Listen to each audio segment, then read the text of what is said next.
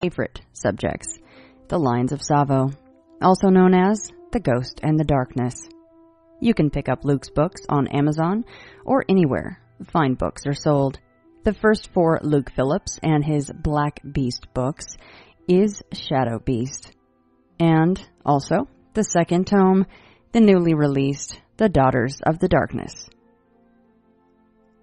Video footage from my trip to Fox Hollow Farm keeps rolling out for insiders. New content up for insiders, specifically from Fox Hollow Farm, is video from inside the apartment above the garage.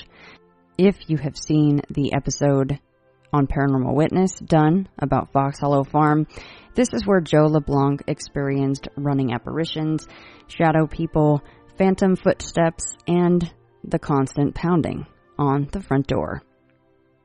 He also shows me where knife marks are forever embedded in the wall in the kitchen there. He believes that someone was killed in that very spot.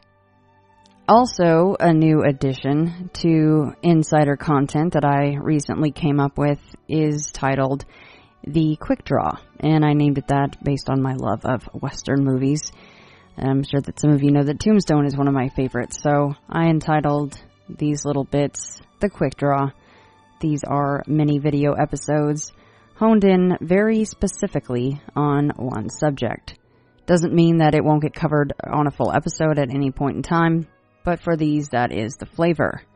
The debut of Quick Draw is all about the Yucca Man. Go to intothefrayradio.com and click Become an Insider. It's only $4.99 a month or $54 for an entire year. Also, Into the Fray merchandise is available by visiting intothefrayradio.threadless.com. In whatever podcatcher you listen in on, please take a moment to rate and review. This helps others find the show. Means more personal encounter stories coming in for you to enjoy.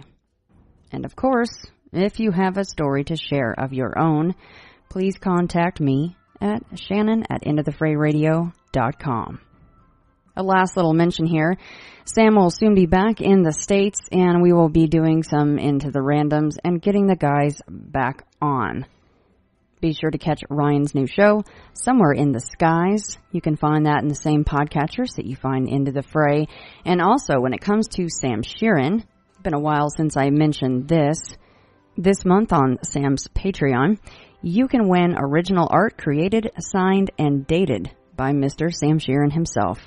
Please visit patreon.com/Mr. Sam Sheeran. As always, thanks for listening and for your support. And now, on to Luke Phillips. I have on with me for this episode of Into the Fray, Mr. Luke Phillips, who is, of course, across the pond, as you will be able to easily tell from his lovely accent.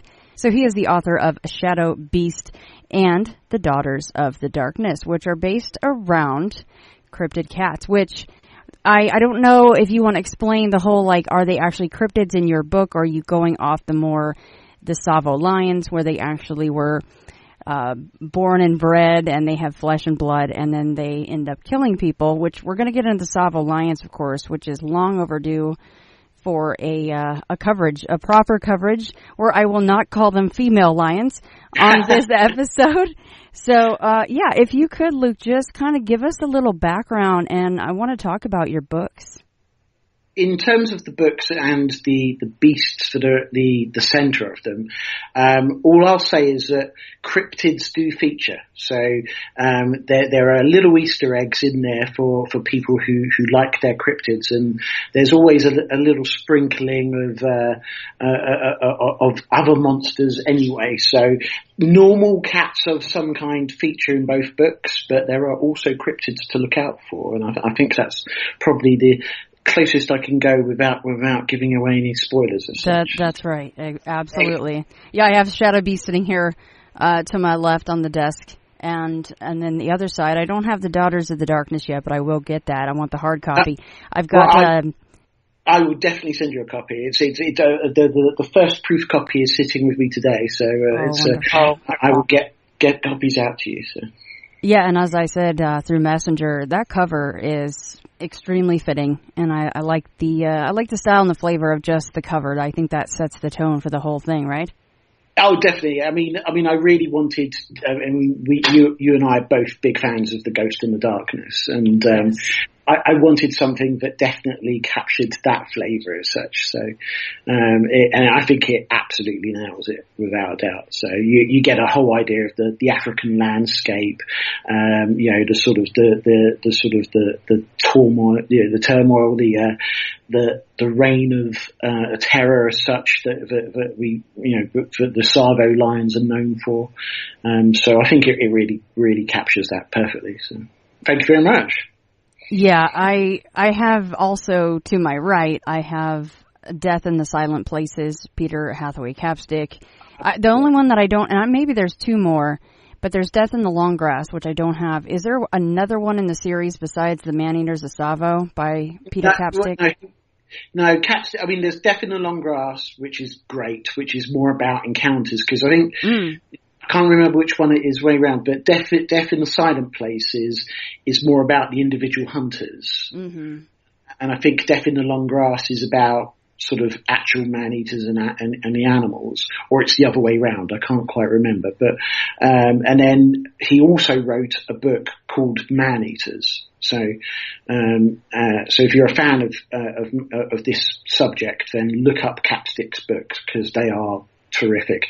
And even the new printing of the Man-Eaters of Tsavo is published through the Capstick Library. So I didn't know that. So why is it being redone? Is there more additions to that with pictures and such?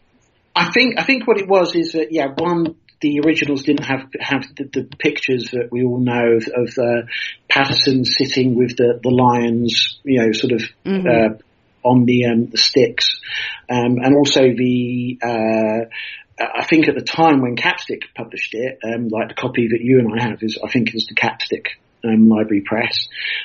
Literally, the Man-Eaters of Tsavo wasn't available at the time, so Capstick thought it was such an important story to tell that he took over and made sure that there was a copy out there. Yeah, I feel like there's a picture inside the book where it's Capstick behind the lion after he's killed it. And I can't remember if this was the first one that he killed or the second one, but it's the one that you just mentioned where there's a stick propped up under the lion's chin. I feel like that is a more striking, it encapsulates just how big these lions were, whereas I feel like at least the copy that I have from Capstick, the lion is just laying there, and I realize that it's a very powerful animal, but I feel like the other picture kind of encapsulates just how massive these things were.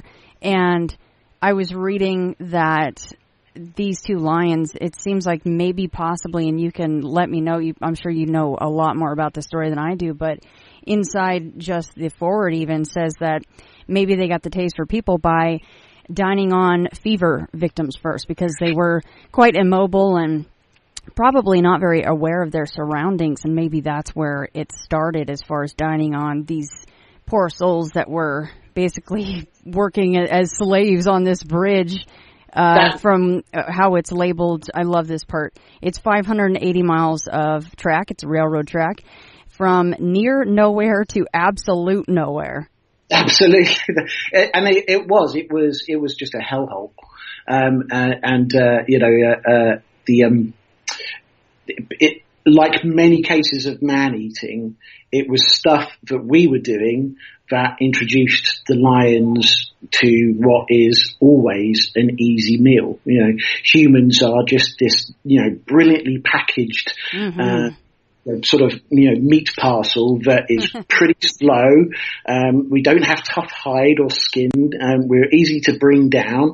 And apparently we taste good. So, but yeah, it was outbreaks of fever, and influenza and stuff like that was rife in these very cramped, significant working, camps where, basically, due to different religious beliefs and so forth, bodies were left out on funeral pyres.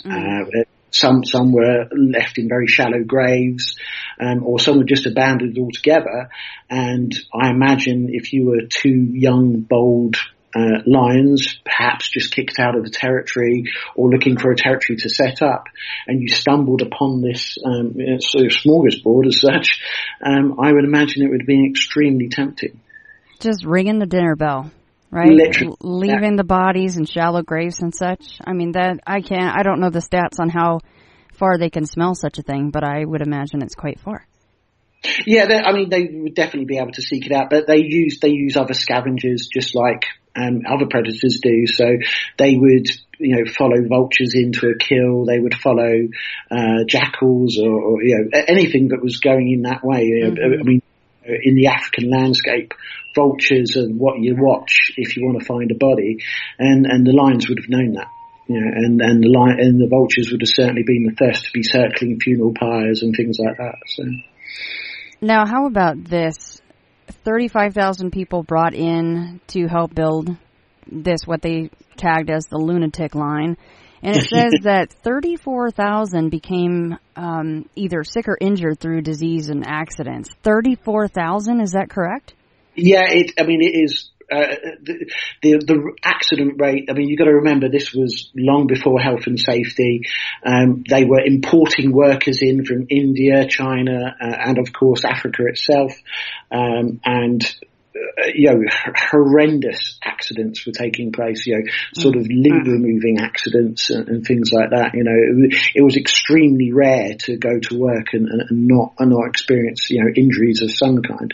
That's why, in the story that 3 different hospitals were built, in this one camp to accommodate, and they weren't building those hospitals because of the lion attacks. They were building those hospitals because of the amount of injuries and sickness that these camps would, generally experience. Yeah, there was no OSHA back then for the on-site job safety, right? No, it was definitely not a hard hat area. Working boots were not required. Yeah, so there's some more numbers here that I just jotted down to chat about. Besides the 34,000 that were sick or injured, 9,000 were killed outright, and around about 100 of those folks were at the jaws of the lions, so to speak. Well, Patterson puts the figures at 140. He actually says 138. He actually says 138 people were taken over a time of 9 months. And when the lions ramped up their attacks, when they were taking, a person apiece, that works out about right. If you can consider, they're taking a person each every 4 days, and they've got 9 months to literally kill. Those figures sort of make sense. What's interesting is that the Chicago Field Museum, who hold the exhibit of the Tsavo man-eaters, they've run isotopic sort of studies on the hides or what's left of the hides, and they dispute the figures. They say it's more like 30 people, but obviously, when the hides were given to the Chicago Field Museum, they were in fairly poor condition. Obviously, there's been 100 years of decay and so forth. So all that sort of stuff has to be taken into account. And it's very easy to believe the figure of 140 people, given that there's 2 of them and they're working together. Now, how would they be able to tell that from the hides as far as how many victims they may have had? So they basically would take carbon isotopes and look at the decay rate, so you can tell whether something's an omnivore, whether it's a carnivore, how fats have been sort of distributed and decayed over time. But from my point of view, it looks like those results would be full of holes just because of the condition the skins are in. Mm-hmm. Well, and didn't Patterson actually use one or both of them as a rug for a certain amount of time? Both were used as rugs, and they were both in very poor condition when they were over to the Chicago Film Museum. So it's definitely something to take into account. The Uganda Railroad do officially list the amount of people who were taken as 28, but the records were not kept by any means up to date. And there was, at one point, the camp was literally abandoned, and that's not recorded either. So we know that there are holes in the record keeping and in the story as a historical record. When you look at the pictures of these lions after they were freshly killed, and you look at them in the Chicago Field Museum on display, they look unimpressive. They look a lot smaller and emaciated, but it's just sad because you lose one. Like you said, we're all packaged nicely, and once all that blood and tissue is just gone, it really is quite unimpressive to see the pictures of them in the Field Museum. It is. When you look at that, sorry. No, go ahead. Like that picture that we were talking about where the head of the lion is propped up on the shooting stick, you can see that Patterson is sitting next to the lion and he's crouched down. So he's probably, when I crouch down, I'm about 3.5 feet high.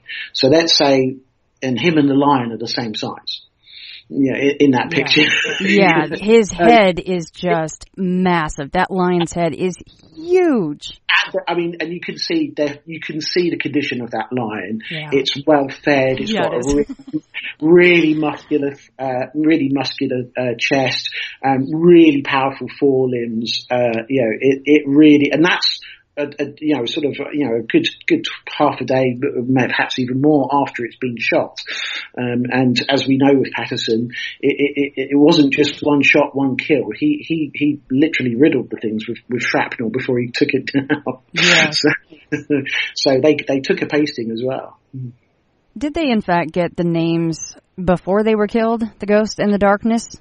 Right. Well, this is something that is up, a bone of contention as such, in that we don't really know where the name The Ghost in the Darkness came from.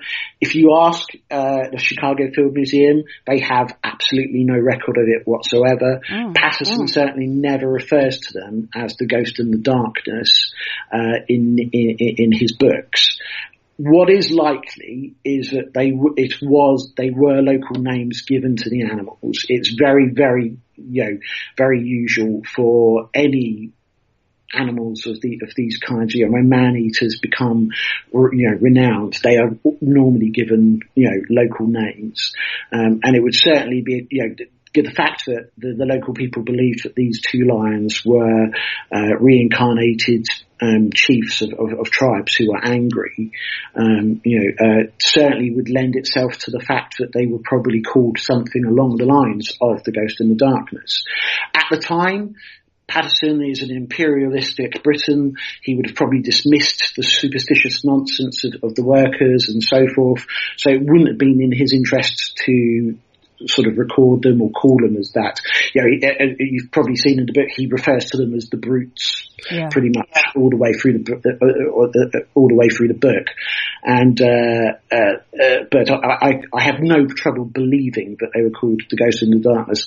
Either that, or it was some Hollywood wizardry, and they've given brilliant names to our two favourite creatures. But but I imagine they got the names from somewhere. So.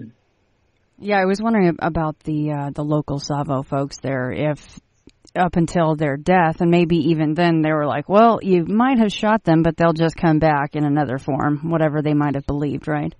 Yeah, well, it's interesting when you look at when the lions first started their rampage, they were very, very clumsy. So there's a brilliant story of them breaking into at the beginning, of their rampage as such. They broke into the trailer of a Greek trader, attacked his mattress and, stole off into the wilds with carrying the mattress between their legs, leaving the Greek trader sort of rather baffled as to what had just happened. And then, there's also another story of the lions tripping over the ropes of the tents, and being a little bit, less than stealthy, which is what we might normally accept from a big cat. Yeah. And of course, the locals, and the workers at the time explained this very simply because, these were witch doctors that had very recently just got used to they're still just getting used to their new bodies. Of course they're going to make mistakes, Now, how about, Luke, the part where I know that this happened, but I don't know to what extent was real. In the movie The Ghost in the Darkness, Patterson comes up with the idea that they're going to use a train car and live bait inside the train car in an attempt to capture said lions inside of the train car, hopefully behind some wood and metal bars, whatever the case might have been. How much of that part actually happened, and did it work?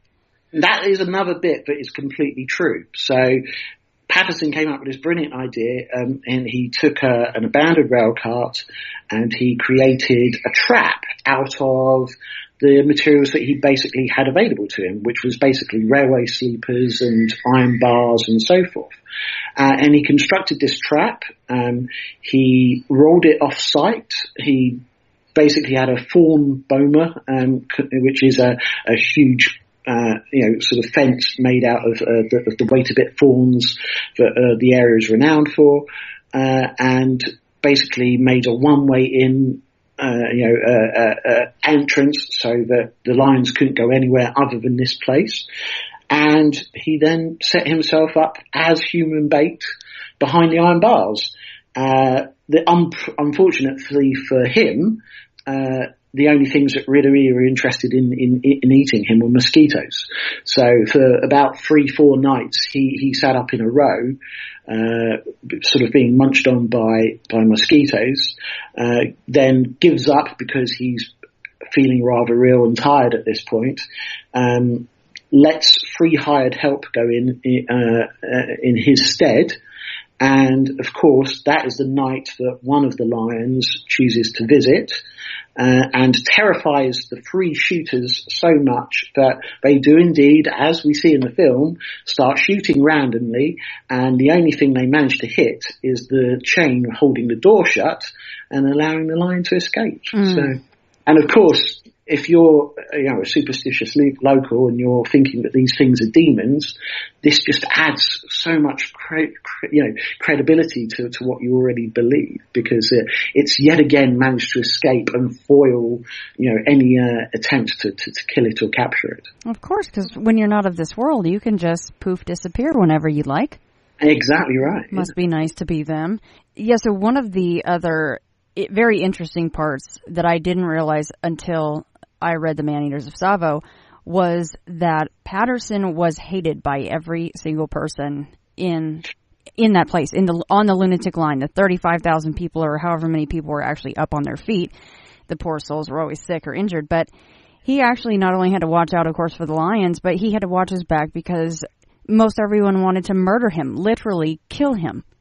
Oh yeah, there was a plot too. There was a plot to kill him. And he was warned of it by a loyal member of staff, and he very narrowly avoided being murdered. They play it down massively in the film, and they obviously apply it into the fact that the lions are rampaging and people are being attacked. But it goes back to the working conditions. It goes back to the fact that, as you say, pretty much 99% of the workforce are in danger of being hurt or sick. It's not a nice place to be. It's not a nice place to work. And you've got to remember, this is 1898. This is imperialistic Britain. These people are being very much treated like like third party citizens. They are being treated not in the same way that the whites would treat each other, for instance. Yeah, I think it's actually pretty fascinating then that he actually made it out of there, and not save for the lions, but just for his employees, if you want to call them that. No, I mean, I think what happened in terms of his lucky break as such was that a big section of the camp moved sites. They basically went across the river and continued building the railroad across the river, and he was left with a much smaller portion of the men and a much smaller force to handle. And he had his own. By that stage, he had his own jemadars, which he'd brought over from India as a British officer, and basically that was pretty much his saving grace. Unfortunately, it was also the saving grace of the lions, because they had pretty much free pickings of a much smaller area. Just buffet time, meat nuggets just everywhere for them. They're happy as clams. Absolutely, and that was what really began what Patterson called their reign of terror. So let's wrap up the Man-Eaters of Tsavo. Can you go over just that final day or evening and what came up with 2 dead lions? Yeah, I mean, the lions were killed about a week apart. And the first lion was shot whilst Patterson came up with one of his yet again brilliant schemes, which is he sat up on a macan, which is a raised platform, which sits about 12 feet above the ground. And again, this is something he's brought over from India. He's used to hunting tigers, so he knows to sit up over the kill and to wait for the big cat to approach and, handily shoot the big cat. So Patterson sits up, puts himself at the top of the macan, and waits for night to fall, which it does. Just as we see in the movie, a mist falls. He's suddenly, his eyesight is reduced. He can't see very well. His visibility's gone. And 3 hours in, something touches the back of his head. And he freezes. He thinks somehow the lion has crept up on him and taken him, but it's actually an owl. He's been so still and so statuesque that an owl has mistaken him as a post and come to land. Now he moves to disturb the owl, and that's when he hears a very impatient and disgruntled growl coming from about 20 feet away. So until that time, he had no idea that the man-eater was there, that the man-eater was stalking him. It was only that owl and that movement that actually gave away. And what happened, I think, in that case, is that the lion was probably definitely stalking him, and the lion registered his movement and presumed that Patterson had seen him. Mm. So that little movement pretty much saved Patterson's life, as far as I'm concerned. And then what's interesting is it's the real life aspect of this, is that in the film what happens is that suddenly the lion charges, Patterson, chases it into the rocks and shoots. And what actually happened was, like most predators, lions are really patient. So the lion just sits down and waits it out for another 3 hours. Mm. So Patterson is at the top of this macan. He's sweating. He's waiting for, death to literally come for him. And he's got to sit there for another 3 hours before he gets his opportunity. And literally what happens is that lions sport a white sort of chin, chin hairs, and he spots this through the mist, and he basically takes a shot. He hears this massive snarl and roar.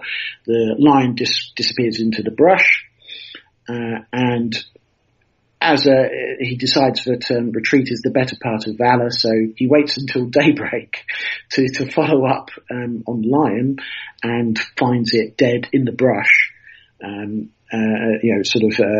Having died of its wounds. And later on he finds that various pot shots he took at the lion in the past and so forth also hit the lion, but this was the killing shot. With the second lion, it was almost a week apart. He basically, his coolies called him out from his tent one evening, telling him that the lion was circling the tree that they had all decided to sleep in. And Patterson again decided to launch a volley of shots in the direction of the lion, and basically that did the trick that night. What's slightly unnerving and eerie is that when they investigate in the morning, they find the lion has walked through, not just round, but through every single empty tent in the camp. Oh. Checking for a meal. That's not when you want to be the guy, like, hey, I'll sleep by the door, right? Like, they must have drawn straws who's sleeping by the doors of the tent. Well, at this point, they were all sleeping in trees because because even though Patterson had already shot at this second lion a number of times, and he did follow a blood trail into the rocks, and he had basically presumed that the lion had died of its wounds, but this is the night where he finds out that he hasn't killed the lion and that it's back, literally with a vengeance. He basically sets up another trap. He follows the spoor into the rocks. He chooses a tree and waits it out. He has a gun bearer with him, so he's got two weapons. An old carbine rifle and his own repeater. And basically, the lion does eventually show. He takes a shot. The lion takes it extremely personally, charges him. Patterson turns round to expecting the gun bearer to be there to pass him the second rifle. The gun bearer's got better news and is rushing off towards the tree and is halfway up the tree. Oh my God. Patterson again decides that's a pretty good idea, runs up the tree, up to the tree after his gun bearer. The gun bearer throws the rifle at him, and he again takes another shot at the lion and pretty much kills it on the third shot, at which point the lion pretty much hits the dirt about 5 feet from him. So again, he was literally 5 feet from death when he delivered the shot.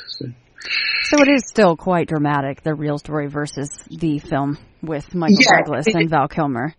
Yeah, absolutely. I mean, you couldn't really film it because it would just probably be a little bit too comedic and sort of clumsy almost.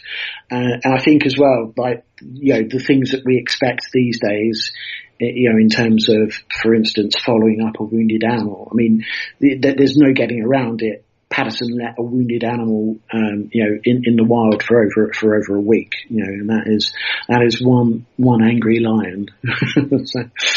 Yeah, especially when it's fascinating to think that they already had these old wounds, but I mean, their instincts and hunger took over, and they're like, well, yeah, we're getting shot, and he's hitting his mark to a certain extent, but we're going to come back and we're going to get more food. This is the thing that is bizarre, is that the behaviour these lions show that we've got on record is really odd, because there's a great line in the film, where he says, lions never had a lair like this, or lions don't do this, which are both lines from the film, is very true. So the fact that Patterson found a body where the skin had been licked off the feet, almost as if to drink the blood, that's not a typical lion feeding behaviour. There was also another body found where the flesh seemed withered and dry, as if it had been sucked upon. And again, that's not something that we know lions do on a regular basis. And the lair that he found was, obviously they exaggerate in the film, but there was a lair found, between two saplings, and it looked remarkably like it. It was a killing ground. So. And these two lions, Luke, they were in fact either trying to start their own pride or kicked out of a pride. They weren't dragging food back for any females or baby lions. No, not at all. This is why I think they were young. They were probably adolescents, which had been kicked out of a territory, or had been, were moving on because. Another larger male lion had probably either taken over the pride, or they were basically what we call nomads. So they're these. It's quite likely that they were brothers or certainly related, because they probably came from the same pride or they came from the same birth mother, which is why they would had this bond. It's not unusual for lions to form these kind of alliances or relationships outside of prides either, so they might have met, sort of whilst they were travelling and such. But they definitely didn't have a pride they belonged to, and they definitely weren't associated with any females. So again, which is slightly unusual because lions are what we know as being the social cat. Yeah, their tendencies as far as their eating or drinking, if that's what you want to call it, tendencies of these bodies certainly probably added to their ghost and darkness tags, if that's in fact where they got it, is from the local Tsavo. I mean, the notoriety of these two was, these are still the only, sort of case of a man-eater being discussed in British Parliament. So, when it was being discussed whether they would, send troops to help and so forth, these two lions got the attention of the British Empire. Yeah, that is truly impressive and nothing that you'd want to see in person. Although now when I look back to my one trip to Chicago, for some reason I love this story so much, and I guess it didn't cross my gray matter that they were I probably walked right by the Field Museum and really blew that shot to see them. No, it's on my wish list. I really want to go. I've been very lucky whilst I was writing the books. I've been speaking to, the Chicago Film Museum, and indeed a relative of Patterson himself. Wow. So that is a brilliant. That's pretty much a tick on the old bucket list as it is. But to actually go there and see them, I kind of agree with you though in that once you've seen those pictures and you see the exhibit, they do look a little bit emaciated. They do look like a hodgepodge of skins that have just been put together, and there is something about what they were and what they represented and their mark on history that perhaps deserves a little bit more respect almost.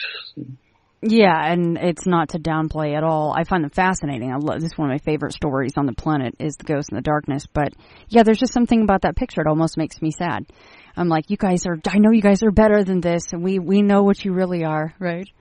Yeah, exactly right. Yeah, indeed. It's the fact that, as we've discussed on Into the Fray sort of forums on Facebook and so forth, that the way they're depicted, I think quite a few people have made that mistake that they're females, that they're lionesses. And I think part of that is the way that the taxidermy has unfortunately portrayed them. So. Yes, they look very svelte and slender and just shapely in a way. And I was corrected very quickly, as you know, when I said, oh, those are two, bad to the bone females or whatever I said. And I was just speaking out of turn. And sure enough, they are maneless male lions, and they were huge. Yeah, but you weren't the only one. And again, that's an interesting aspect of what is happening, so for instance, in Kenya and in the Tsavo region in particular, even today, we see maneless male lions because the arid environment, the area itself, having a mane isn't an advantage. It's hot, it's heavy, it's kind of no good. What's interesting is that in the Okavango Delta and Botswana, you've got the opposite happening. You've got lionesses growing manes. It's really interesting that this species has this ability to show some adaptation to their environment. So in the case of the Botswana lionesses, it looks like that they're growing manes so that their prides look like they've got more males than they actually do, because infanticide is a massive problem in lion prides, in other male lions coming in, killing the offspring to take over the pride. So. Well, and I get why they did this, but this is actually a sad aspect of the whole thing, at least to me, is that Germans actually blew up the entirety of the bridge, and how much of that is actually still there to this day? Yeah, there are ruined pillars on either side of the bridge, but or either side of the River Tsavo, but that's it. So the bridge itself, you can go to the location. It's pretty overgrown.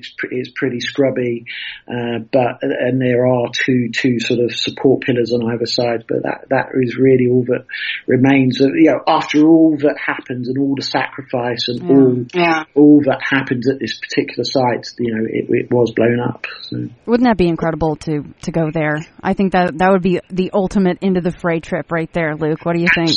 Absolutely, when Freyfest gets started, we'll have to. Tsavo will have to be one of the locations. Yeah, you people are going. I don't care if it's hotter than Hades itself. We're going. Tsavo, as you know, is a place that means slaughter. Welcome to Freyfest. That's right. Exactly. It's a perfect location. Forget a Vegas convention center. That's boring. We need to go to Tsavo. Is there anything there depicting what happened? There is a rock, and there is a plaque on the rock. There is a place called Lion Rock, which is where the lions are said to, where their lair is said to be, and it's fairly popular. There's a fairly posh resort not too far away, and people will go there for picnics and be talked to and so forth. So it gets a little bit of attention now, but there's not a lot there to tell the truth. Can't imagine a lot of people think, hey, let's go to Tsavo for a vacation, but it's good at least there's something depicting the area, and they may as well embrace it. It does have a lot of notoriety, dark or not.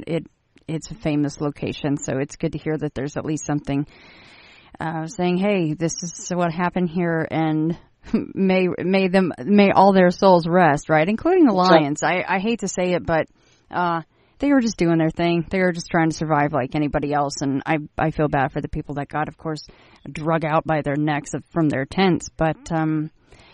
They do have a certain romantic notion about them. I don't know why. It's so dark to say that, but I love those two lions. Well, I think it's something that happens with all man-eaters in that, as I said, killing an animal that kills people only has to show a slight degree of intelligence or has to escape or show a bit of cunning and, have a little bit of personality or panache. And suddenly what happens is it becomes famous. So, there's an alligator in the 1920s, for instance, in Florida and Alabama, which was called Two-Toed Tom. And he sort of became famous because he had this physical attribute, which he only had two toes on one of his legs. And, he became famous in the 1920s and 30s. People were saying they'd lost hundreds of livestock, and there's an old folklore about a farmer taking 15 buckets of dynamite to the pond that he meant to live, and of course, the croc lived, but the alligator lived, but he took the farmer's daughter in revenge. Of course he did. Yeah, and there are. Even today in Nepal, there's a tigress called the Claw, who has taken, who pretty much, spends her years on and off eating people. It seems to be whenever she has cubs, she tends to start taking people because, as we said, we're easy pickings. Unfortunately, we're a lot slower than deer. We're a lot easier to kill, and we taste like chicken. So. Yeah, we must, right? We must be slightly delicious. There's other options they have, but as slow as we are, we really are. We're just like bumbling through the forest, and everyone's like, well, why can't we get a Bigfoot? Well, because the Bigfoot heard you like 3 miles ago because we're just not built for that kind of terrain. Is that tigress in Nepal? Does she have a nickname, or is she? The Claw. Oh, the Claw. You said that. I'm sorry. Okay, interesting. And how old is she supposed to be now? I think she's if she is still alive, she's probably approaching 10 years old. And what's the lifespan of those? Well, in the wild, that she's getting pretty dangerously close. But This is the thing: is that if she was eating normal things, then perhaps she would have a limited lifespan. But perhaps if she's found an easy food source, then maybe she'll live a bit longer. But 8 to 12 years is pretty much going for a big cat in the wild these days. And obviously tigers face huge poaching and hunting, illegal hunting and so forth. So a tiger in the wild is definitely a target for somebody, whether they're a man-eater or not. So. And do the Nepalese believe her to be something paranormal? I think there is almost a fatalistic acceptance. It's a bit like in Africa when people were taken by crocodiles. There is almost a fatalistic acceptance that was what's meant to happen. That was how it was meant to be. And there is again in Nepal and India, with Buddhism and Hinduism, there is that same sort of fatalistic acceptance of it was just your time sort of thing. What a hell of a way to go. It would really be terrible and terrifying. Again, it's one of those morbid conversations, but it's sort of, if you had to be taken by anything, from my point of view, a cat kill was pretty quick. Right, so, that is true, because they'll usually just go for your neck, and you probably don't feel much. Yeah, they like. I mean, it is amazing. I mean, when you look at sort of the evolution of cats and people, it's worryingly, for instance, how easy the teeth of a leopard, fit perfectly between the vertebrae of a primate, such as ourselves. And just perfectly sever the vertebrae, or the other big cat kill is to smash their canines through your temples. So, but either way, or through the skull, on the top of the skull. There was a jaguar in the Monte Grasso in the Amazon who was called Assassido, and he was known for killing by biting through the top of the skull. So. Very cool. So the assassin, basically. Yeah, the assassin. Yeah. So. Very cool. Yeah, he got that name mainly because he killed livestock, but it is rumoured that he tangled with a number of farmers as well. So. Yeah, I suppose on the list of if you had to pick, right? If there's like a top 3 list of a lion, a gator, and pick something else, I suppose that a big cat would be probably usually a pretty quick and easy way to go, painless. Yeah, pretty much. I mean, it's worryingly one of the conversations that regularly comes up at work is because people obviously know what I write and so forth. Yeah. And if you had to go, which way wouldn't you want to go? And for me, it's always bears and dogs because that is a very slow death. So. Yeah, and then number 3 could be like something random, like a deadly tarantula or something. Yeah, I don't even think that exists, but that is on my big no list right there. You know that. Yeah, absolutely. We shouldn't really talk about it. Yeah, there's probably one watching me in here right now. He's like, you better stop talking about my kinfolk. But the good news is tarantulas aren't too venomous. So as there are in America with the brown recluses and redbacks and all that sort of stuff. Those are the ones that you need to watch out for. But again, they're not easy ways to go, especially if you're a child or an elderly person or, heaven forbid, allergic. Then those are all painful ways to go. But dogs and bears don't show any table manners. They'll happily eat you whilst you're not dead. Yeah, a toe is just as good as an ear or.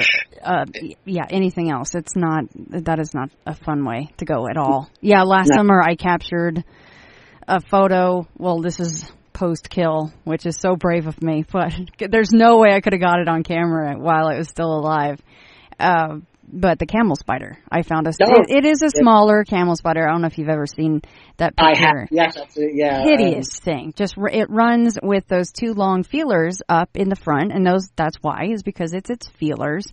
And, it's also called a wind scorpion or a sun spider because it likes the shadow and the dark. So people think that the camel spider is chasing you. It's not chasing you. It's trying to stay in your shadow, which is freaking terrifying because they can run 10 miles an hour or something. That is stupid that they can run that fast. It's not comforting at all, but they're just trying to stay in the shadow either. A friend of mine works with the British military forces, and she doesn't like spiders, and she once shared the fairly famous video clip of the British soldiers in Iraq finding the 2 camel spiders, which are pretty much the size of their torsos. Right, and I know that people are like, well, that's 2 of them. Okay, but one of them is still massive. If you just separate the jaws off the other one's abdomen, they're huge. None of the sort of the arguments for are comforting. No, because someone goes, well, it's not poisonous. I'm like, yeah, it's not poisonous, but if you look it up, it literally says a bite from it. It has 4 prongs for its mouth.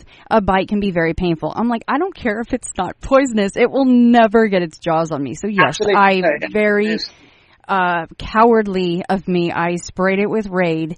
And it disappeared. It's not like I thought it was paranormal. It just, I don't know where it went. I hauled butt back in the house because I don't know where the thing is. I'm like, I'm not going to sleep if I know it's still alive, even though it's out back. And I saw it the next day. And somehow that one little tuft of Raid got it.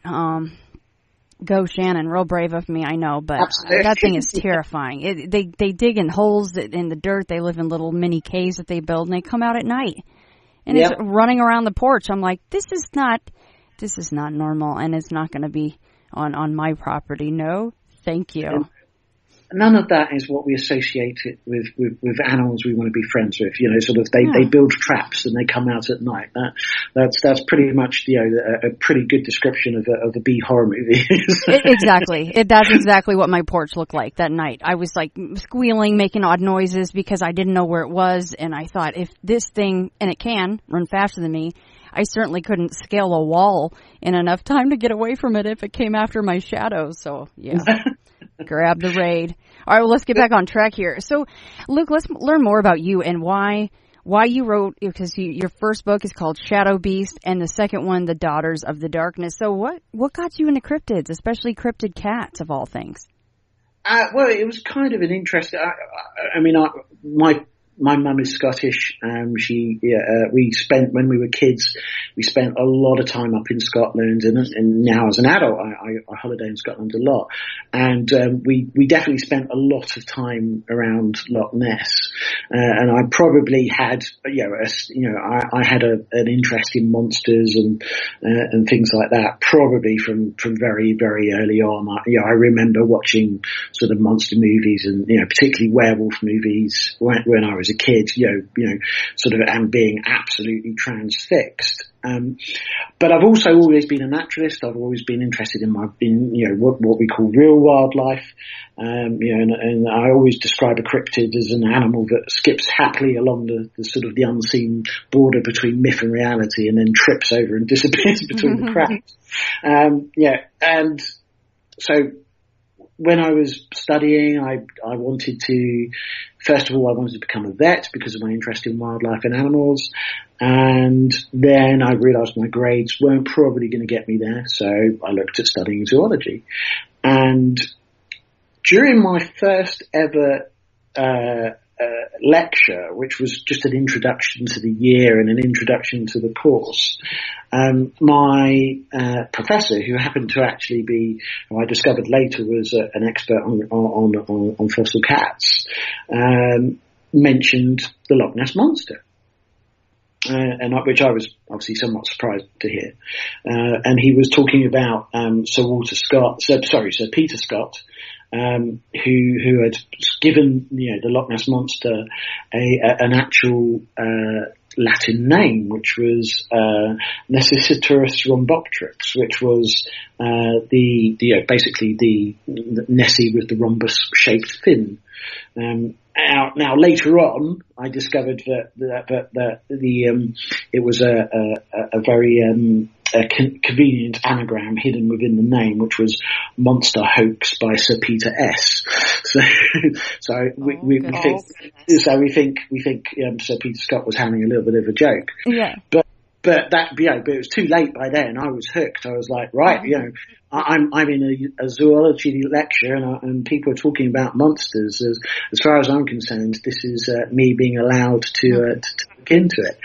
And it basically grew from there. I actually started looking into it because I had every intention of proving that these so-called mystery cats or alien big cats that people were reporting across the country were mistaken identity or hoaxes or just complete nonsense. And so I started it off as basically a bit of a university project. Of course, what happened is I started just talking to people who were what we call mild-mannered professionals. They were doctors, they were police, they were helicopter pilots, they were mountain rescue teams, they were even sort of Royal Marine snipers, and they were all describing these animals that they'd seen, and they were all fairly consistent. They were all pumas or leopards.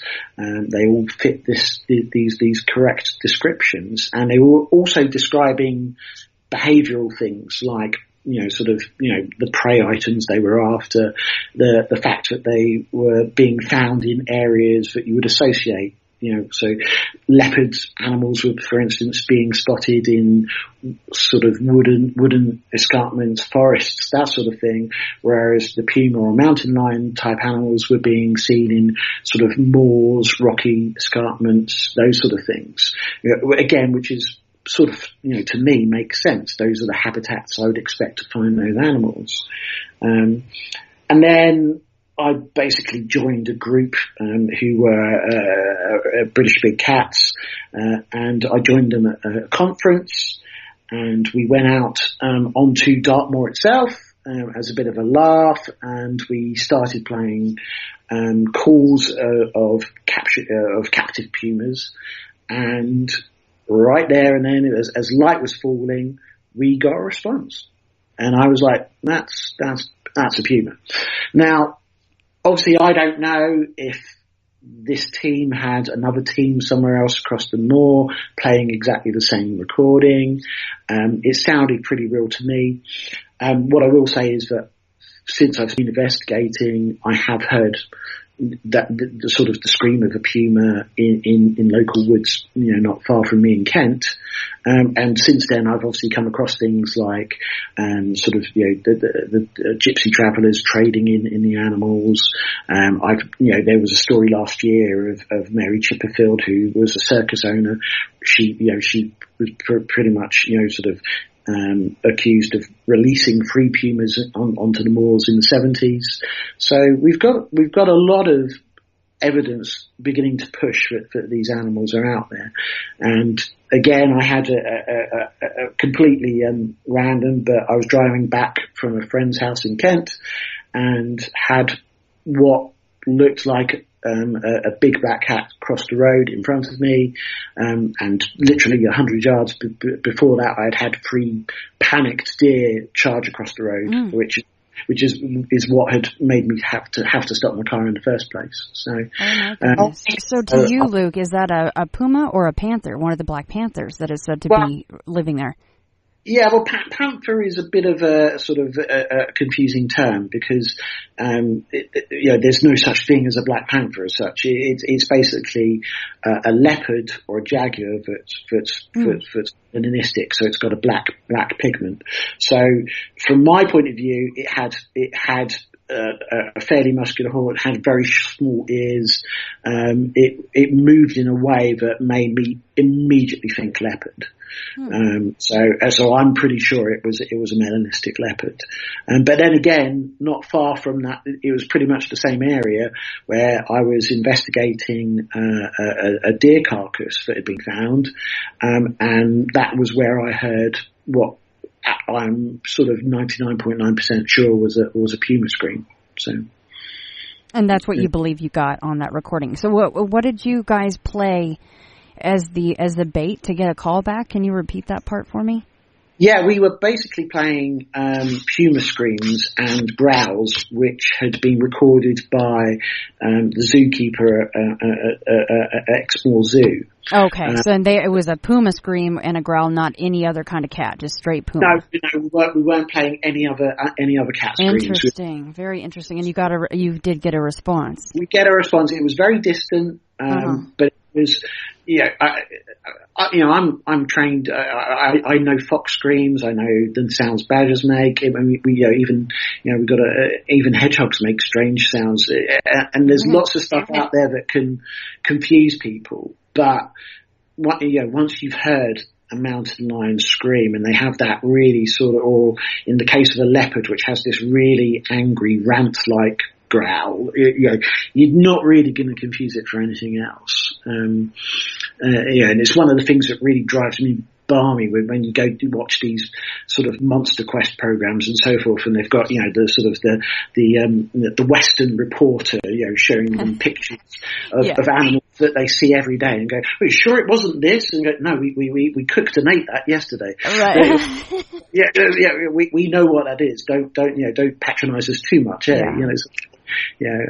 it's but I think in these cases, by far the mountain lions and the sort of the panther-like cats are the ones which so leopards and mountain lions are pretty much the ones which pretty much turn up time and time again. And I'm not surprised by that, because they're the two most adaptive species of cat that we know. Take the mountain lion, for instance. It's completely spread across the North and South American continent. Leopards are found right across the Indian and African subcontinents.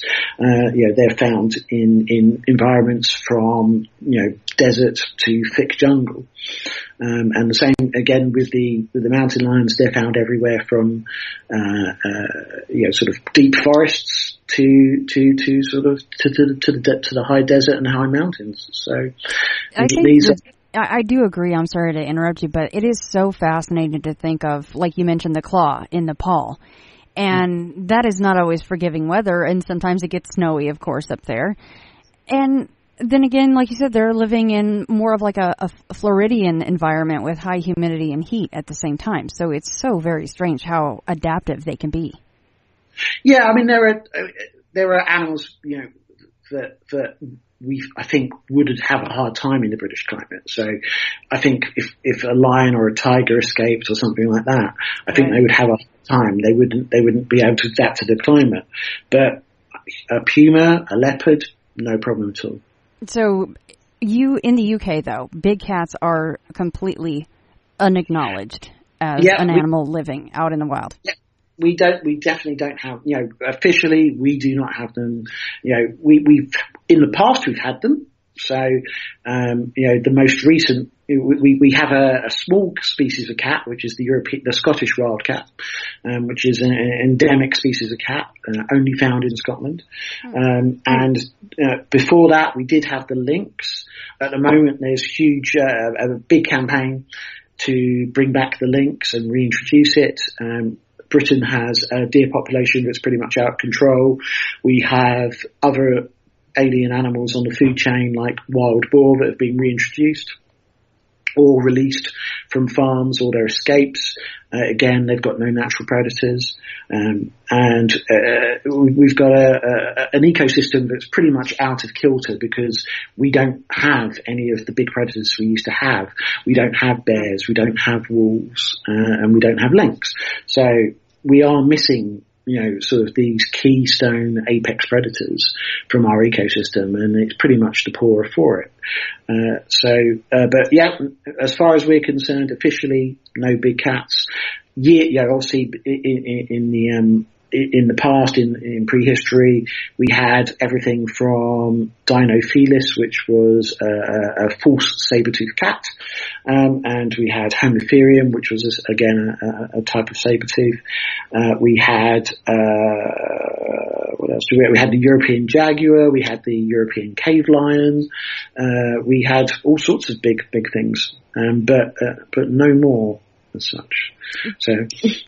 Do you think that as far as controlling the population of things like deer and the other animals that you were mentioning, do you think reintroducing a lynx would be more advantageous than releasing pumas or a leopard that gets a little bit bigger than a lynx and might cause a problem to the humans out there in the UK? Yeah, I think for instance, I think the lynx is the perfect size in terms of the politics of it all, in that if you were to suggest to people that we were going to introduce mountain lions or leopards, I think there'd be pretty much a big problem. It's the sort of thing that I don't think the British public are ready for that as such. In terms of the links, I think people are, okay, that's not going to cause a massive problem. It's not a threat to humans, and that's going to be more likely to be accepted. From my own point of view as a wildlife enthusiast, I would love to see wolves. I would love to see brown bears reintroduced. The likelihood of those things happening with the sort of the lobbying that we get from farmers and so forth is fairly slim. But lynx are very capable animals. They will take down deer. They will take down a red deer. They will take down a fallow deer, sika deer, all species that we have. They will certainly take down a roe deer. Roe deer is without a doubt a favourite prey item of the lynx. It would definitely have an impact. Whether we could ever introduce enough lynx to the point, but it was really impacting. It's been said that we now have more deer in the UK than we've ever had before in history. So, and they're having an effect on the landscape. Trees aren't growing. Mountainsides being stripped bare and so forth. So something does need to be done, and the lynx reintroduction will counter that to a certain extent, even if it just changes the habits of the deer. So at the moment, you've got deer herds which have got no predators. So, and again, this is what's interesting is that this sort of happened in Colorado in the 1990s, where mountain lions disappeared from Colorado, and people were feeding the deer. So in Boulder, Colorado, for instance, you had this massive population of almost tame deer that were walking into town, walking into people's gardens and so forth. And then, of course, one day the mountain lions returned. And again, it escalated to the point where, the first adult male or first adult human being was killed by a mountain lion in over a century in the outskirts of Boulder. So. And Luke, are you actively receiving and following reports of these big cats out there in your area? Yeah, I mean, when I was based in Sevenoaks, and I was definitely getting reports. Unfortunately, I've moved a little bit closer to London now, so I'm not getting as many reports. But I'm hoping to get back out into Kent soon and sort of get back on the trail as such. But I'm definitely spoken to. It's one of those things. I mean, I just spent some time down in Cornwall, for instance, in the west of the country, and it's one of those things where you say, I'm writing books about, big cats, and, 9 times out of 10, somebody say, I saw one, or I know someone who saw one. And that's what's interesting, is that because I'm writing fiction or stories based on fiction stories based on reality, I think people feel a bit more comfortable telling stories and telling me. And there's less pressure that it's not like they're going to be exposed and they're not going to be told that they're crazy. So I do get reports, and I do go investigate them. So. How much more did that fire you up when you actually saw a cat cross your path that night? Oh, that was a really big turning point. I was pretty much there anyway. Yeah. But that was the final nail in the cryptid coffin as such. That was right. Okay. These things are real. Yeah, these things are.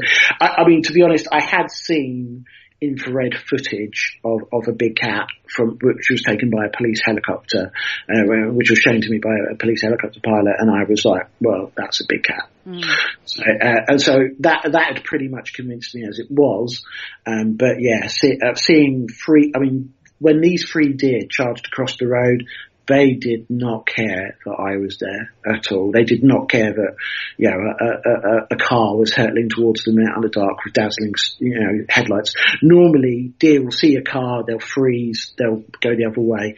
These deer were absolutely determined to not only cross the road, but get up a pretty sizable bank on my side of the road and into the woodland. And they weren't stopping for anything. And of course, 100 yards up the road, I found out why. So, yeah, not many reasons they'll just run with wild abandon like that, right? Unless it's from a big predator. Exactly. I mean, everything that they were showing in terms of their response was a response to a predator. You know, it's like the old Jurassic Park. You know, sort of just like a flock of birds invading. I mean, that was the thing that actually came to my mind, was like, oh, it's like they're running away from. Oh, look, they are. You know, because it was they were definitely on the move and with purpose. And you know, it was a mad panic. It wasn't just get across the road or moving on. You know, because again, as I say, British deer, that they don't have a major predator to worry about, and you know, the ones that were these ones which were probably escapees from a local deer park show no fear of humans or cars whatsoever, and so they weren't going to be bothered by me, and they weren't going to be bothered by the car. They were definitely being bothered by what was chasing them.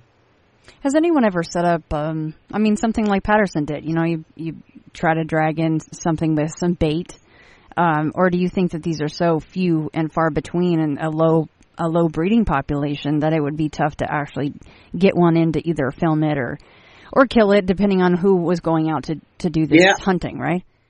Well, I think if you had the resources, it would be possible to do it. I mean, I like to think that any animal, you know, if we're talking about flesh and blood animals, and I know that opens up a whole right, a whole new can of worms. Yeah.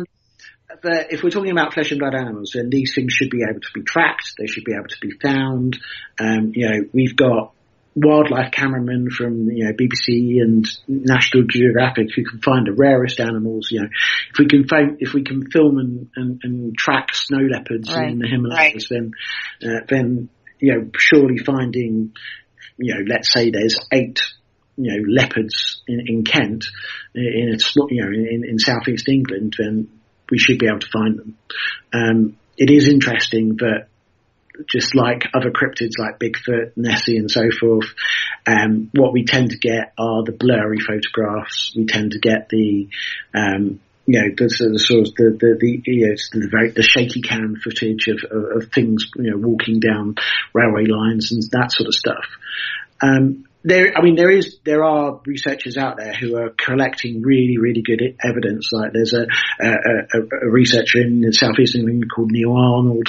He's got some great evidence. He's got plaster casts of footprints. He's got a whisker of a leopard, which was retrieved from a woman's cat flap, because this thing literally tried to follow her pet cat into that. You know, it was looking for the easy meal, and its whisker got caught in the cat flap. Now, again, all of these things. The problem is that all of these things have counter arguments in which, you know, the woman got the whisker from, you know, a skin rug, or, you know, from a captive leopard or something like that. You know, so there's this definitive proof that we need or we want always seems to be almost as elusive as the animals themselves. You know, so someone needs to just go ahead and capture one, and I'm not gonna. It's just like the Bigfoot argument, right? Like, you'd have to drag in the body, and all right, let's just talk about the big cats for a second. And you get one in a trap, and you have to literally do the old, like, hey, over the shoulder with your thumb, like, hey, how about this UK government, right? The Parliament is going, well, we can't really deny it now if it's pacing back and forth in a cage. Yeah, well, I mean, whilst we're talking about controversial subjects, we might as well sort of, you know, bring up the sort of the type specimen and the not be killed. But yeah, I'm afraid, you know, when it comes down to science, that's what does it. You know, you need a body. I work with, you know, brilliant sort of graphic artists and so forth. I know what can be done in Photoshop. You know, so you need a body. You need to prove that they're out there. There are really interesting videos out there. There is a very well-known video in British big cat circles where a guy, I think it's in Norfolk, has phoned the government and said, you know, look, I've got this big black cat. It's trapped in my shed, sort of thing. And basically, what happens is a team of very strange, looking people turn up. They're all armed to the teeth. The guy's not allowed anywhere near the shed, but he basically films them from the house. And they're not there to retrieve the animal. They're not animal control. These guys are there to kill and remove it. And he says that the animal escaped out the back. But if what his testimony is to be believed, then this was a pretty strong government response to an animal that isn't meant to be there. Well, that sounds very familiar, doesn't it? Doesn't it? Yeah, exactly. The old conspiracy files are open. So. See, Men in Black in the UK too. Absolutely. Yeah, they are a multi-country force. Yeah, so. Absolutely. Yeah, they just pop in and out in those big black Continental cars and go wherever they want. Neil Arnold, doesn't he have some sort of a fantastic encyclopedia of some sort? Yeah, he's written various books. He's written sort of cryptids and London folklore. He has got an encyclopedia of cryptozoology, and I can't remember for the life of me what it's called. I can't either, but I do know that name. I've spoken to him before. Yeah. I will. I'll put the link in the show notes because I remember he was telling me about that encyclopedia of his, which I do want to get as well. Yeah, no, it's this will now be fascinating radio while somebody looks something up on the internet, but it's called it's called Monster, the A to Z of zooform. There we go. Thank you. Yes, that is the lovely part that we have Google right on our phones next to us, even though Skype is taking up our computer. So we cannot speak about the UK without me asking you your opinion on specifically in the UK Bigfoot.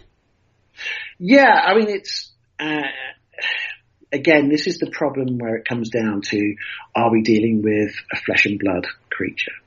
Because from a scientific zoological point of view, it just can't happen. We're this tiny little island. We're this tiny sort of. We've got metropolitan areas. You're never sort of more than 30 miles from the sea. Yeah, we are not a big place, and the amount of areas that offer hiding places for something that is described as being anything from 7 to 12 feet high and weighing anything from 700 to 1,200 pounds, is just doesn't make sense. But again, can we really dismiss all the eyewitness testimony? People are seeing things out there and they're describing them in really good detail, and they're investigating them and they're finding, sort of anecdotal evidence that there's maybe something to them. I have a real hard time. It's like sort of when we talk about Dogman and things like that as well. The sort of the cryptid that we're forever looking for a different name for.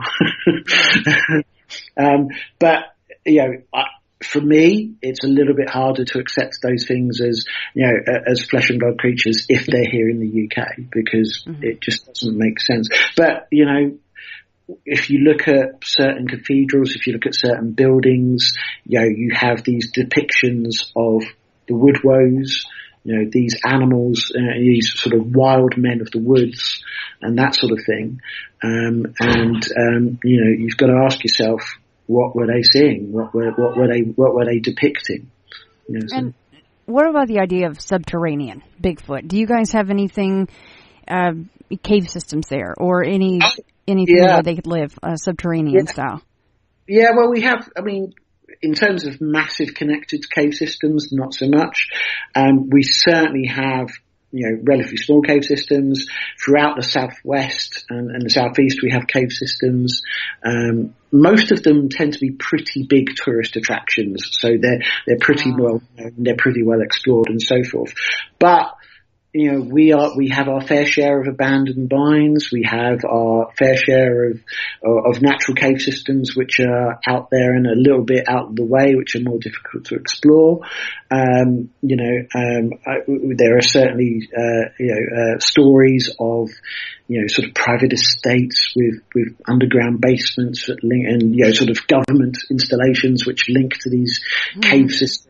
And we've got all the same conspiracies you guys have. So there is a possibility that, let's say it's a subterranean creature, or there is that small possibility that that they are there.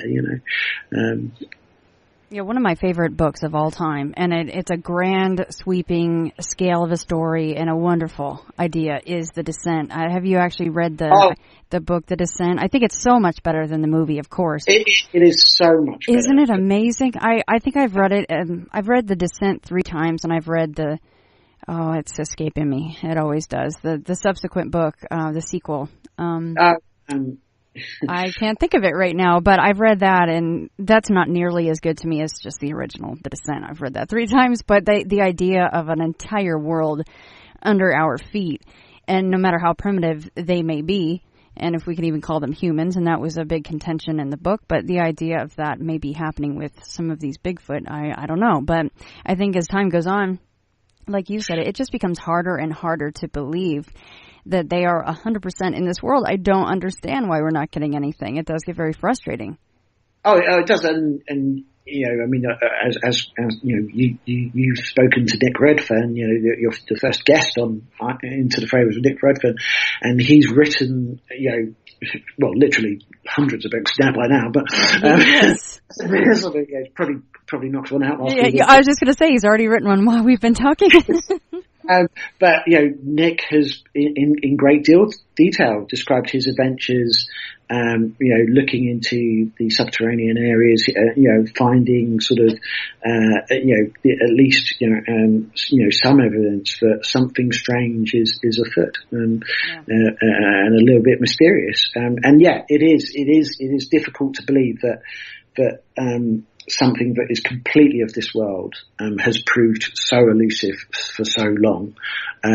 But again, it's one of those weird things, isn't it? It's this is an animal that is reported on every single continent. You've got the Yowie of Australia, you've got the Yeti of the Himalayas, you've got Orang Pendek of Sumatra, you've got the Yeren in China. These are all hominid type animals that are described by multicultures.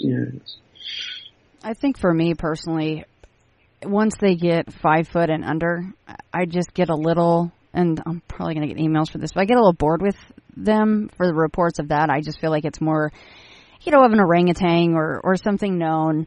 But once you get 6 foot and up, then I get a little more excited about the reports. No, I'm the same way. I like my cryptids big and scary, I'm afraid. If it can't carry you off over one shoulder, then, I'm not really interested. Exactly. You just get out the tobacco and make them sick, and then they'll let you go, right?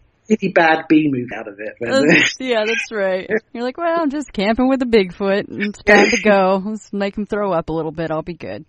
Yeah, exactly. Yeah. So, and we may have already covered it because it might be Bigfoot, but as far as just the entire world, is there a cryptid? I mean, obviously big cats are high on your list, and you've already seen one of the so-called cryptid, which it's really not, big cats in the UK.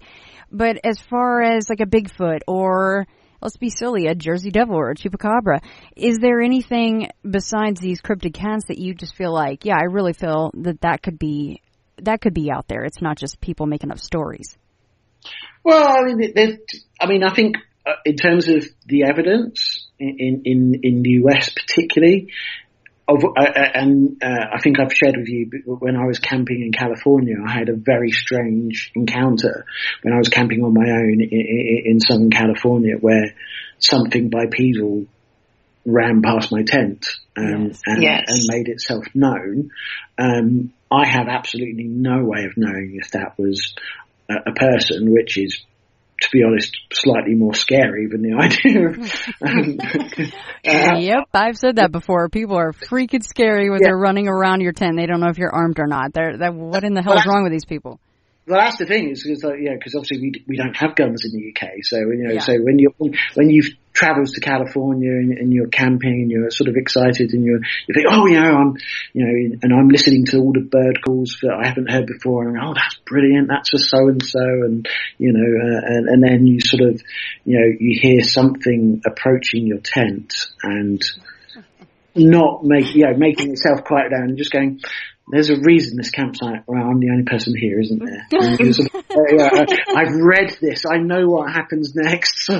You're like, I am living in one of the books that I have read. Now, what time, refresh, let's just tell the story a little bit for the listeners, because I know the story, but now that you're kind of teasing it, let's just tell them what time of night it was, and, were you there by yourself? And Oh yeah, I mean, basically, it was 2009. I'd basically decided to go to California to follow the grey whale migration, it was my first ever time in America.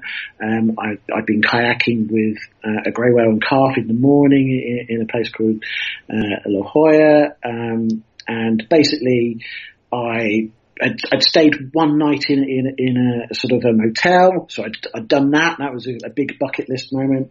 And then I was like, well, I really want to get into the wildlife. I'll go and camp.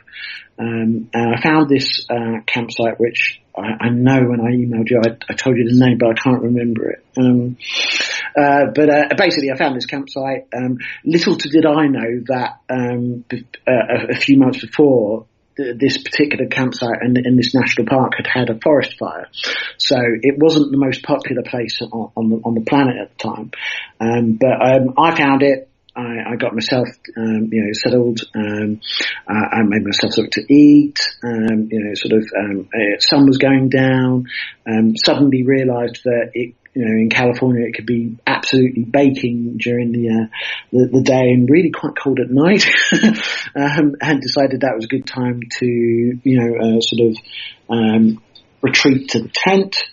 And did a bit of reading, kept myself amused. As I said, I was listening to bird calls. I wasn't looking for cryptids. I was there investigating. I was there to follow the grey whale migration. And basically, I think it was 1:00 in the morning when I was aware of something approaching the tent. And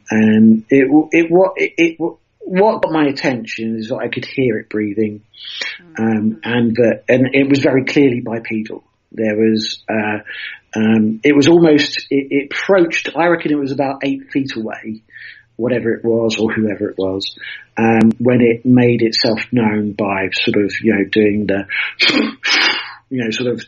this big exhale of breath. And obviously since then I've noticed that this is something reported in Bigfoot reports quite regularly. It does this sort of, well, who the hell are you and what are you doing in my territory kind of thing. And I sat bolt upright, obviously, because I at this point I did think it was a person. I was thinking like, a game warden's come along, or, somebody's about to say, you shouldn't be here or whatever. And I can't quite remember. I think I called out. I think I said, who's there, or is somebody there?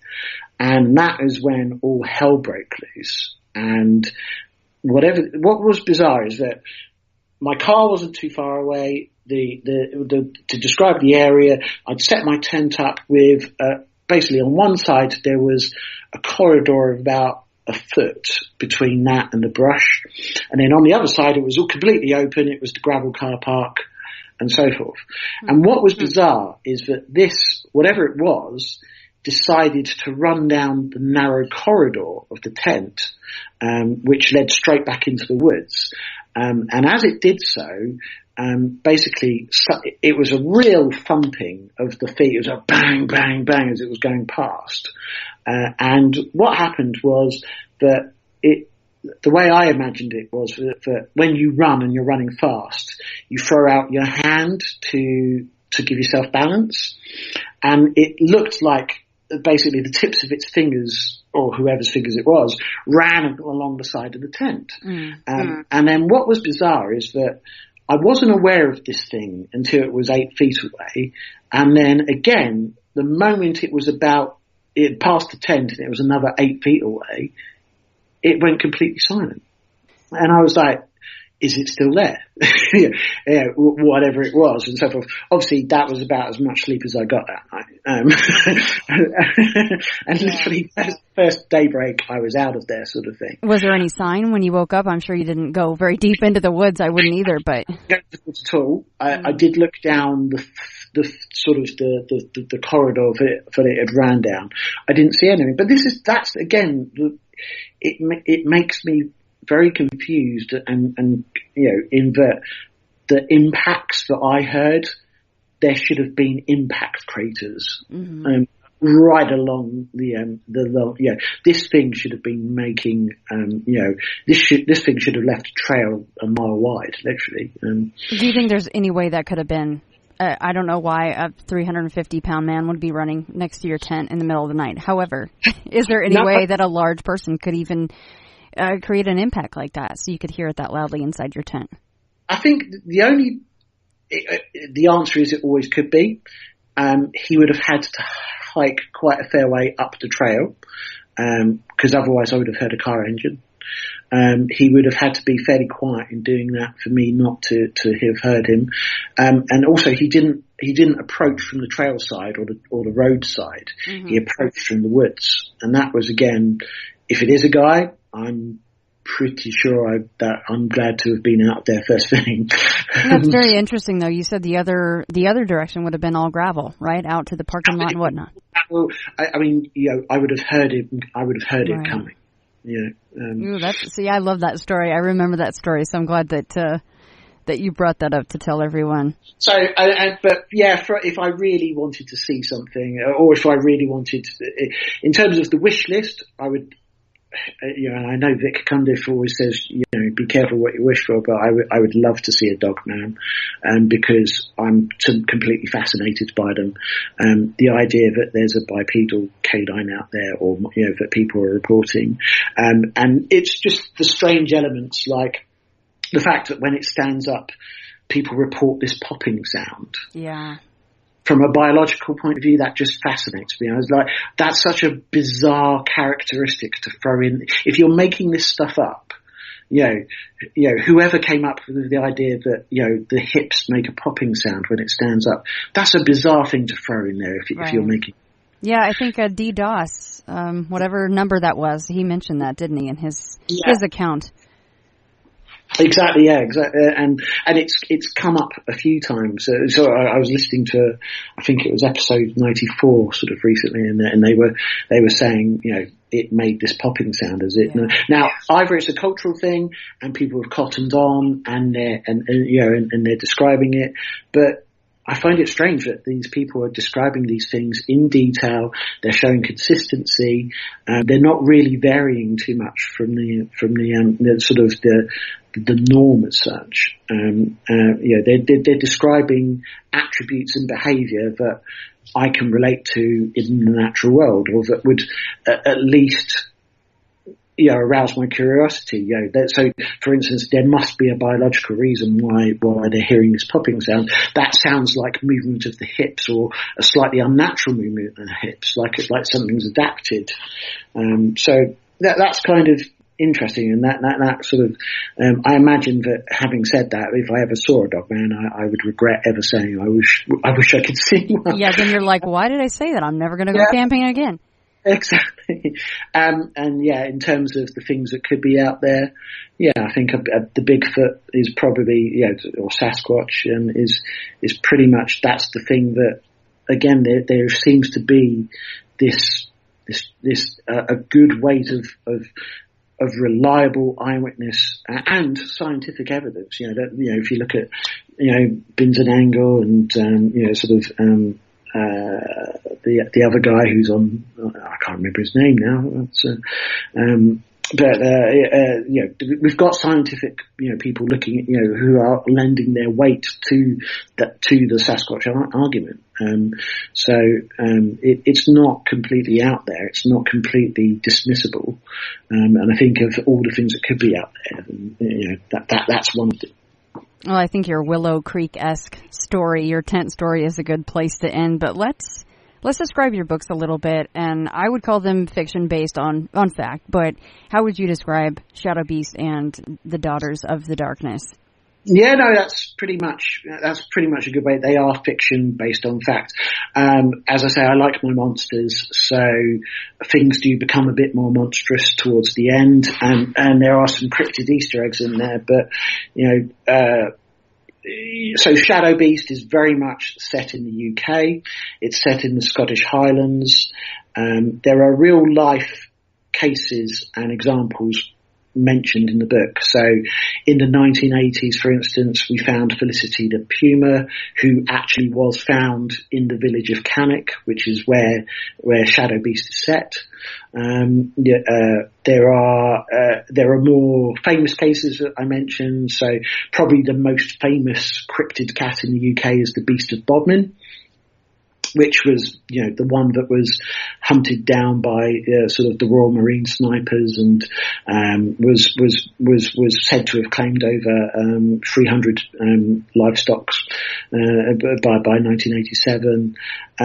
That's mentioned in the book as well. So if you're interested in cryptids, or you're interested in these mystery big cats, there's a lot to keep you entertained. And and if you like your monster stories or your creature features, then there's plenty to keep you entertained as well. So yes, and they are both on Amazon and of course anywhere fine books are sold, right? Yeah, absolutely. Well, in America, you can pretty much walk into any bookstore, and both Shadow Beast and the Daughters of the Darkness, which, as we've pretty much covered, is the reason it's called the Daughters of the Darkness is because it's set in Tsavo.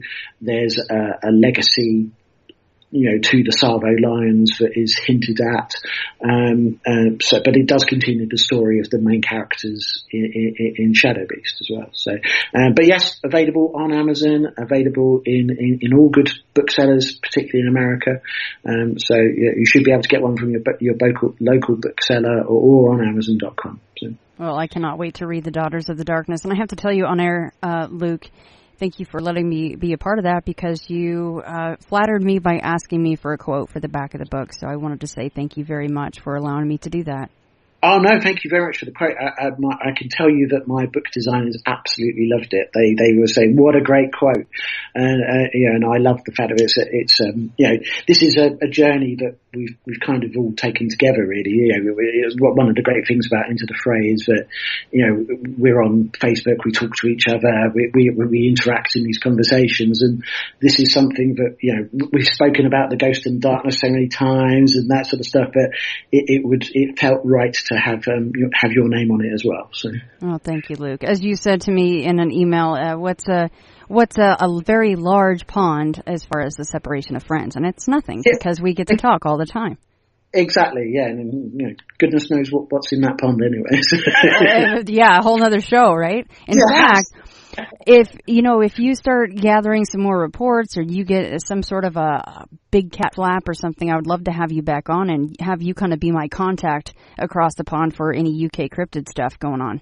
Absolutely, yeah. I mean, as I said to you, my first cryptid love affair began in Loch Ness. Yes. So, so absolutely, I would be very, very happy to talk monsters with you anytime. So. Thank you so much, Luke. In fact, I don't know if you saw this before we hopped on, but I posted a picture. I think it was from Coast to Coast. They'll pick up whatever comes over the Paranormal AT. The new photo of Nessie, and I'm like, it's some poor guy drowning in the lake. You could see his head and an arm.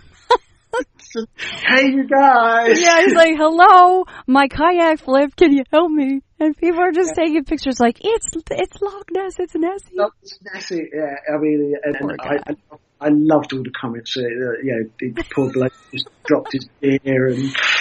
Yeah, exactly. Yeah, so bring help. I've dropped my keg. Yeah, my 6-pack is gone. Someone bring some more. Absolutely. And that would be a real emergency in Scotland.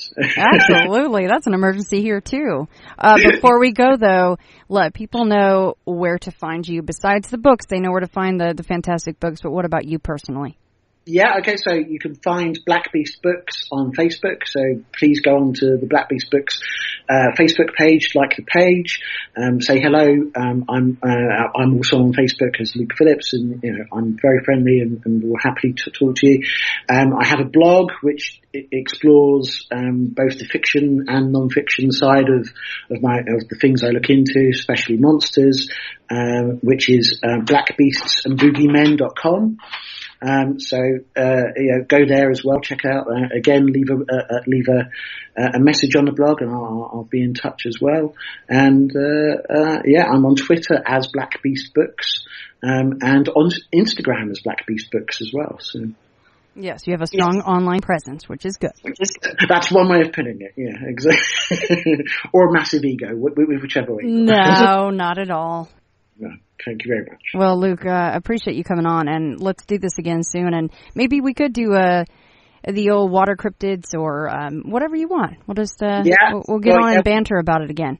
Exactly. No, we haven't even touched on sea serpents and lake monsters. No, ITF has not. So that's long overdue. Yeah, and I mean, given the wonderful artwork that obviously depicts a lake monster, I think it's